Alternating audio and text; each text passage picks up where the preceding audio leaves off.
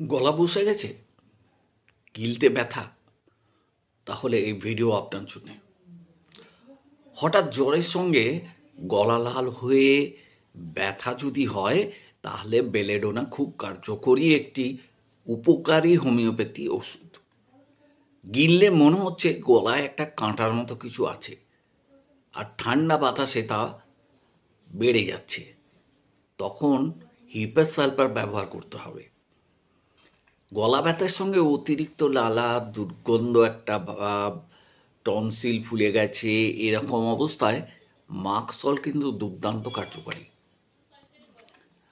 আর যখন গরম ঠান্ডা কিছুই গিলতে পারছেন না, ব্যথাটা কান পর্যন্ত গড়িয়ে গেছে, তখন ফাইটোলেক্কা অনেককে আরাম দিতে পারে, এরকমই হোমিওপ্যাথিতে বলা আছে।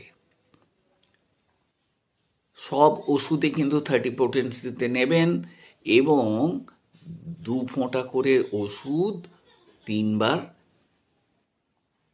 খাবেন প্রয়োজন মতো।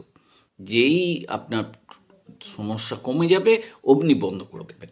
তবে মনে রাখবেন, ব্যক্তিগত লক্ষণ মিলিয়ে হোমিওপ্যাথি কাজ করে। সমস্যা বাড়লে কিন্তু আপনাকে ডাক্তারবাবুর কাছে যেতেই হবে।